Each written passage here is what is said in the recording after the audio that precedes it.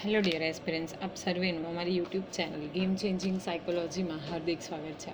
આ વિડીયોમાં આપણે પ્રોબેશન ઓફિસર, ચીફ ઓફિસર તેમજ અન્ય કેટલીક સરકારી પરીક્ષાઓ માટે સમાજ કાર્ય એટલે કે સોશિયલ વર્ક સબ્જેક્ટ અગત્યનો છે અને ખાસ કરીને પ્રોબેશન ઓફિસરની એક્ઝામનો જે સિલેબસ છે ડિક્લેર કરવામાં આવ્યો છે, તો એ અંતર્ગત જે ફર્સ્ટ પ્રકરણ છે એ છે સામાજિક કાર્ય, એની વ્યાખ્યા, અવકાશ, સિદ્ધાંતો, સાથે સાથે સામાજિક એટલે કે સમાજ કાર્ય પ્રકૃતિ, ધ્યેય અને પ્રક્રિયા. એ અંતર્ગત આપણે સામાજિક કાર્યને એક સોશિયોલોજી એટલે કે સમાજશાસ્ત્ર સાથે સંકળાવ્યું છે એવી કેટલીક વ્યાખ્યાઓ આપણે જોઈ હતી. સાથે સાથે એના અવકાશમાં આપણે ઔપચારિક અને અનૌપચારિક શાળા વિશે અભ્યાસ કર્યો હતો. તો અગાઉના જો તમે 2 વિડીયો જોયા ન હોય તો તમે પ્લેલિસ્ટમાં જઈને એ ચેક કરી શકો છો. ઓકે, આજે આપણે સમાજની એટલે કે સમાજ કાર્ય સાથે સંકળાયેલી જે કેટલીક મૂળભૂત વિભાવનાઓ છે તો એનો અભ્યાસ કરવાના છીએ. તો એ અંતર્ગત સૌપ્રથમ છે સામાજિક મોર્ફોલોજી. મોર્ફોલોજી એટલે કે કોઈ એક વસ્તુ અથવા તો જે સ્ટ્રક્ચર હોય એનો ડિટેલમાં અભ્યાસ કરવો, એને આપણે મોર્ફોલોજી કહીએ છીએ.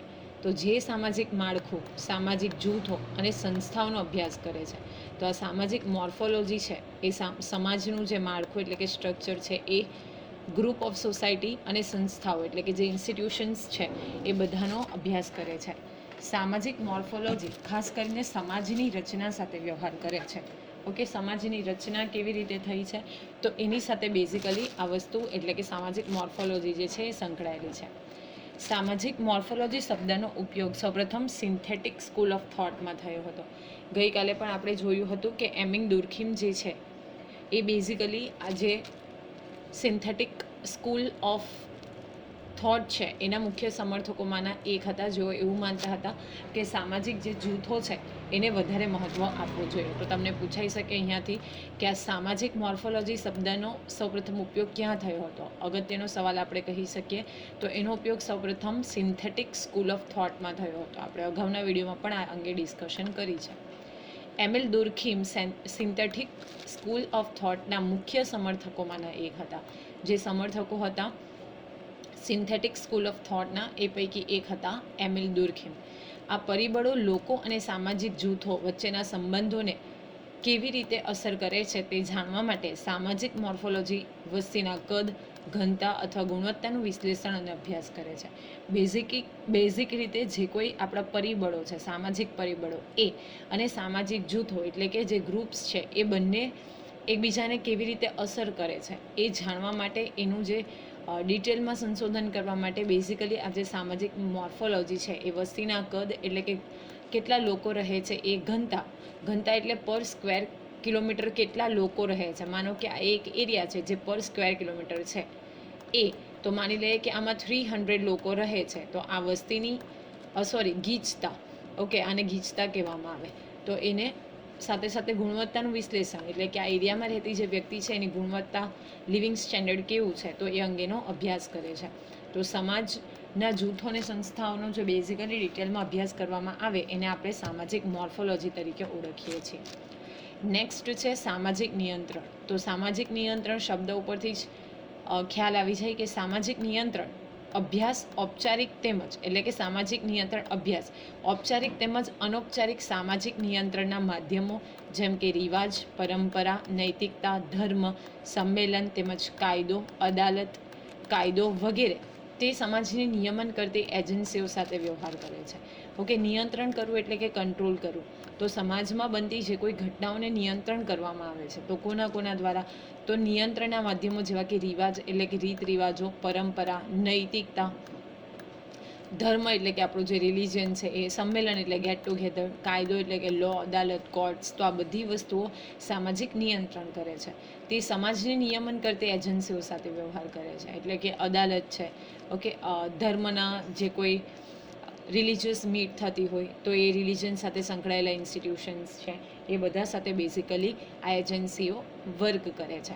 સામાજિક નિયંત્રણ સામાજિક, આર્થિક અને સંસ્થાકીય માળખા દ્વારા પ્રાપ્ત થાય છે. તો સમાજ ઉપર જે નિયંત્રણ કરવામાં આવે છે એ બેઝિકલી સામાજિક, આર્થિક અને સંસ્થાકીય માળખું એટલે કે જે સ્ટ્રક્ચર છે, ઇન્સ્ટિટ્યુશનલ સ્ટ્રક્ચર, એ બધા દ્વારા બેઝિકલી પ્રાપ્ત થાય છે. હવે જોઈએ સામાજિક પ્રક્રિયાઓ. તો સામાજિક પ્રક્રિયાઓ ક્રિયા પ્રતિક્રિયાના વિવિધ પ્રકારોનો અભ્યાસ કરવાનો પ્રયત્ન કરે છે, જેમ કે સહકાર, સ્પર્ધા, સંઘર્ષ, રહેઠાણ, અલગતા, એકીકરણ, ભિન્નતા વગેરે. ઓકે, તો જે ક્રિયા એટલે કે એક્શન અને રિએક્શન થાય છે, તો એનો અભ્યાસ કરવા માટે બેઝિકલી આ સામાજિક પ્રક્રિયા ઉપયોગી છે. જેમ કે સહકાર એટલે કોઓપરેશન, સ્પર્ધા એટલે કોમ્પિટિશન, સંઘર્ષ એટલે કોન્ફ્લિક્ટ, રહેઠાણ એટલે રહેવાની જગ્યા, ઓકે, રેસિડેન્ટલ એરિયા, હેબિટેટ કહી શકીએ, અલગતા એટલે ડિફરન્સ, એકીકરણ એટલે યુનાઇટેડ, અને ભિન્નતા એટલે અગેન ડિફરન્સ. તો આ બધા જે ફેક્ટર છે, પ્રકારો છે, એ જાણવા માટે બેઝિકલી સામાજિક પ્રક્રિયા ઉપયોગી છે. સમાજ એ સામાજિક સંબંધોનું નેટવર્ક છે. સામાજિક સંબંધોમાં પદ્ધતિસરની સિસ્ટમ હોય છે. પુરુષો માટે એકલતામાં રહેવું અશક્ય છે. તેઓ હંમેશા જૂથોમાં રહે છે. પોતાના એકીકૃત સ્વભાવને કારણે માણસ પોતાની આસપાસ વિવિધ પ્રકારના સંબંધો સ્થાપિત કરે છે. આપણે જે માનવો છે એક સામાજિક પ્રાણી છે, ઓકે, અને એકલતામાં રહેવું લગભગ અશક્ય છે, અને એટલા માટે આપણે હંમેશા ગ્રુપમાં રહેવાનું પસંદ કરીએ છીએ. મેં અગાઉના વિડીયોમાં પણ પ્રિમિટિવ મેનનું એક્ઝામ્પલ આપ્યું હતું, એટલે કે આદિમાનવ. એ પહેલાં એકલો રખડતું ભટકતું જીવન જીવતો હતો, પરંતુ ધીરે ધીરે જ્યારે ખબર પડે છે તો ત્યારે કબીલાઓના આધારે પછી આપણે એવું કહી શકીએ કે ધીમે ધીમે પ્રાંતોની સ્થાપના થાય છે. ઓકે, તો અહીંયા પણ બેઝિકલી માણસ જે છે એ પોતાની આસપાસ વિવિધ પ્રકારના જે સંબંધો છે એ સ્થાપિત કરે છે. ઓકે, પછી ગણરાજ્યો અસ્તિત્વમાં આવે છે, પછી રાજ્યો અને પછી દેશનું જે પ્રોસેસ છે એ કન્ટિન્યુઅસ હતી. શબ્દ સામાજિક પ્રક્રિયા એ પરિવર્તનનું વર્ણન કરે છે જે સમય જતાં સમાજમાં સુસંગત હોય છે.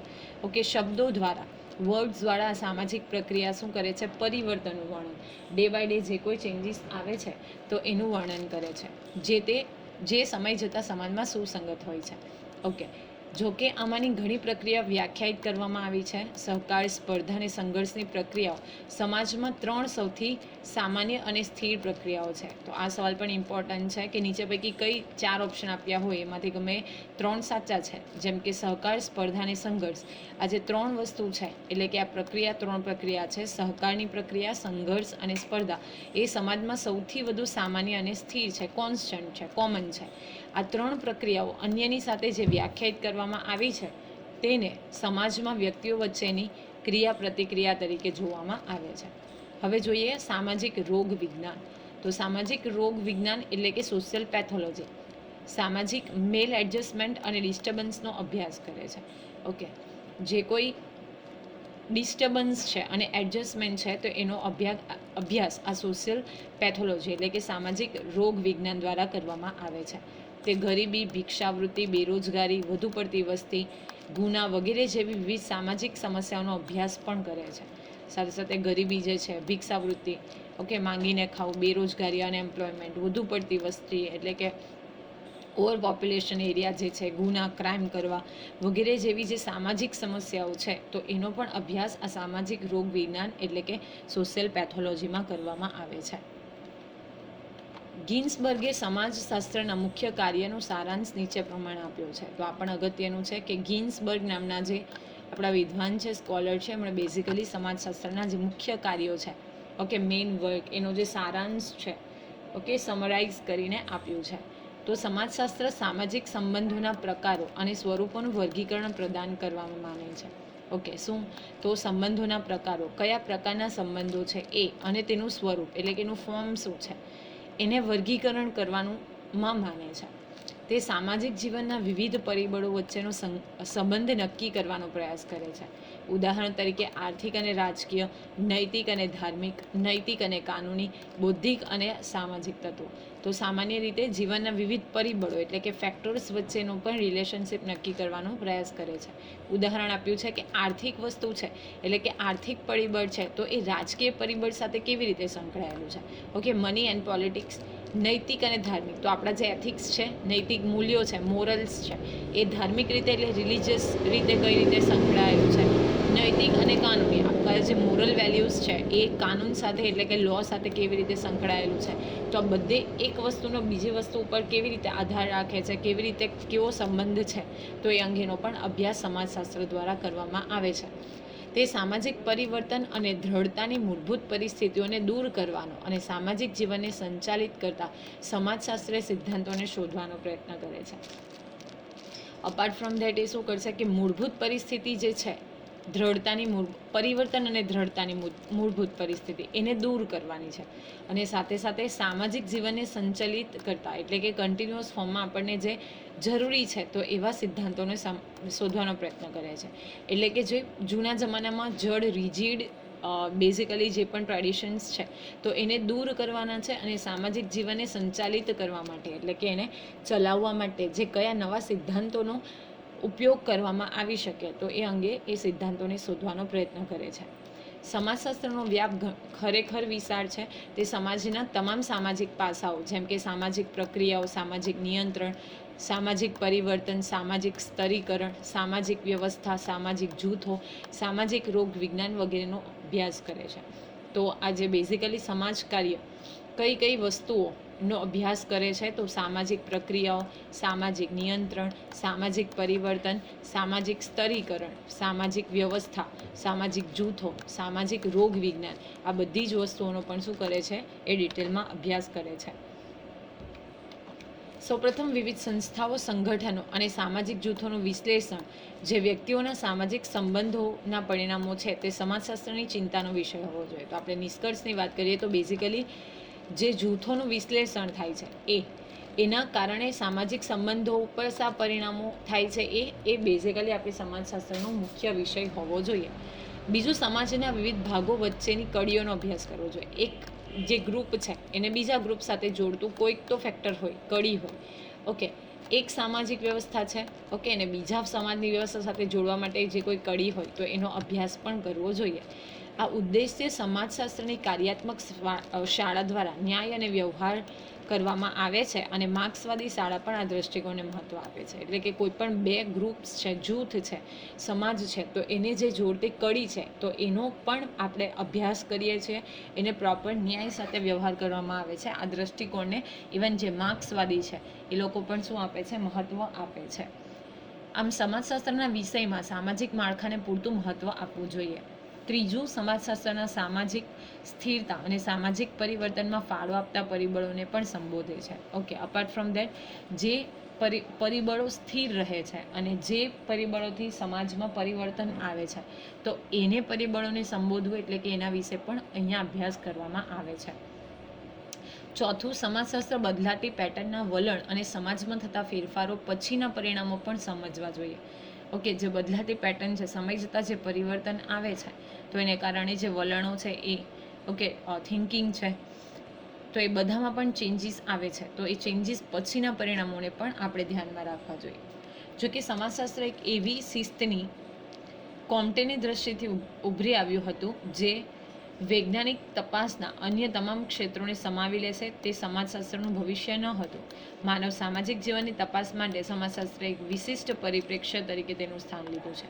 તો કોમ્ટે નામના વિદ્વાને એવું કીધું હતું કે બેઝિકલી એ અન્ય તમામ ક્ષેત્રોને આવરી લેશે અને સમય જતાં જે છે એ એક વિશિષ્ટ પ્રકારનું જે સ્થાન છે એ સમાજશાસ્ત્રને મળ્યું છે.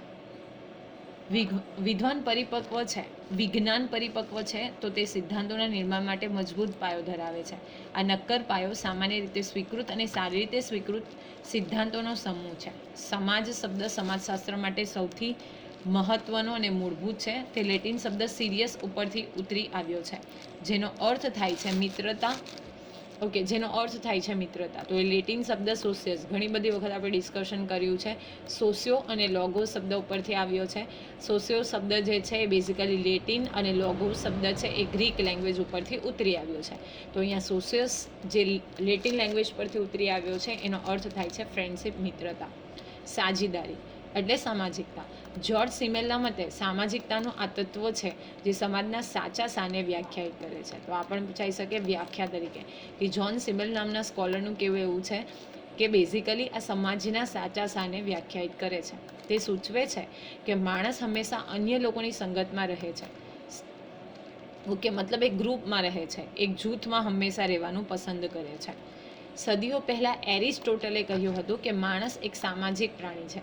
માણસને તેના જીવવા, કામ કરવા અને જીવનનો આનંદ માણવા માટે સમાજની જરૂર છે. માનવ જીવન ચાલુ રાખવા માટે સમાજ એ આવશ્યક સ્થિતિ છે. તો આ પણ પૂછાઈ શકે કે એરિસ્ટોટલના મતે એરિસ્ટોટલે એવું કહ્યું હતું કે માણસ એક સામાજિક પ્રાણી છે અને જો માણસને સારી રીતે જીવવું છે, કામ કરવું છે, તો એના માટે સમાજની એટલે કે લોકોની જરૂર છે. ઓકે, વિધાઉટ સોસાયટી એ કોઈ પણ વર્ક કરી શકે નહીં. એટલા માટે સમાજ એ ખૂબ આવશ્યક સ્થિતિ એટલે કે ઇમ્પોર્ટન્ટ પોઝિશન બની ગઈ છે. સમાજને સમાજશાસ્ત્રીઓ દ્વારા સામાજિક સંબંધોની સાંકળ તરીકે જોડવામાં આવે છે. સંબંધ સામાજિક છે જ્યારે તે પરસ્પર જાગૃતિ દ્વારા નક્કી કરવામાં આવે છે, એટલે કે એક વ્યક્તિનું વર્તન બીજાના વર્તનને પ્રભાવિત કરે છે. દાખલા તરીકે, જ્યારે શિક્ષક વર્ગખંડમાં પ્રવેશે છે ત્યારે વિદ્યાર્થીઓ અવાજ કરવાનું બંધ કરે છે અને તેમના શિક્ષક માટે આદરના ચિહ્ન તરીકે ઊભા થાય છે. આ વર્તન શિક્ષક અને શીખવનાર વચ્ચેના સામાજિક સંબંધને દર્શાવે છે. તો બેઝિકલી સમાજશાસ્ત્રીઓ એવું માને છે કે સમાજ જે છે એ સામાજિક સંબંધોની સાંકળ છે. ઓકે, અને એ પરસ્પર જાગૃતિ દ્વારા નક્કી થાય છે. ફોર એક્ઝામ્પલ, જ્યારે કોઈ એક વ્યક્તિ આવે છે તો એ બીજી વ્યક્તિને પણ પ્રભાવિત કરે છે. અહીંયા એક્ઝામ્પલ આપેલું છે કે જ્યારે ટીચર જે છે એ ક્લાસમાં પ્રવેશે છે તો સ્ટુડન્ટ્સ વાતો કરતાં બંધ થઈ જાય છે, એમને રિસ્પેક્ટ માટે ઊભા થાય છે, વિશ કરે છે. તો શિક્ષકનું આવવું એ વિદ્યાર્થીઓ ઉપર કેવી રીતે અગત્યનું પરિબળ અથવા તો એના વર્તનને પ્રભાવિત કરે છે. વિદ્યાર્થીઓ વાતો કરતાં બંધ થઈ જાય છે, રિસ્પેક્ટ આપે છે, ઊભા થાય છે, તો એ જે વર્તન છે એને શું કરે છે? પ્રભાવિત કરે છે. તો આવી રીતે આ જે વર્તન છે શિક્ષક અને સ્ટુડન્ટ્સનું, એ શું કરે છે? એક પ્રકારના સામાજિક સંબંધને દર્શાવે છે. હવે આપણે થોડાક ક્વેશ્ચનની વાત કરીએ આ ચેપ્ટરમાંથી જે અગત્યના છે. તો સમાજશાસ્ત્ર મુજબ માણસ કોણ છે? તો આપણે હમણાં જ જોયું કે એરિસ્ટોટલના મતે માણસ જે છે એક સામાજિક જીવ છે, સામાજિક પ્રાણી છે. ઓકે, લોગોનો અર્થ શું થાય છે? તો લોગો એટલે કે વિજ્ઞાન અથવા અભ્યાસ. તો આ લોગો એટલે કે લોગોસ શબ્દ જે બેઝિકલી ગ્રીક લેંગ્વેજ ઉપરથી ઉતરી આવ્યો છે. સમાજશાસ્ત્ર અને અન્ય વિશેષ વિજ્ઞાન વચ્ચેનો તફાવત શું છે?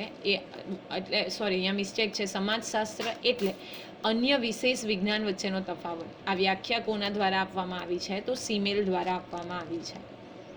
શરૂઆતના કેટલાક સમાજશાસ્ત્રીઓના નામ તો ઓગસ્ટે કોમ્ટે, કાર્લ માર્ક્સ, એમિલ ડર્ખેમ અને મેક્સ વેબર.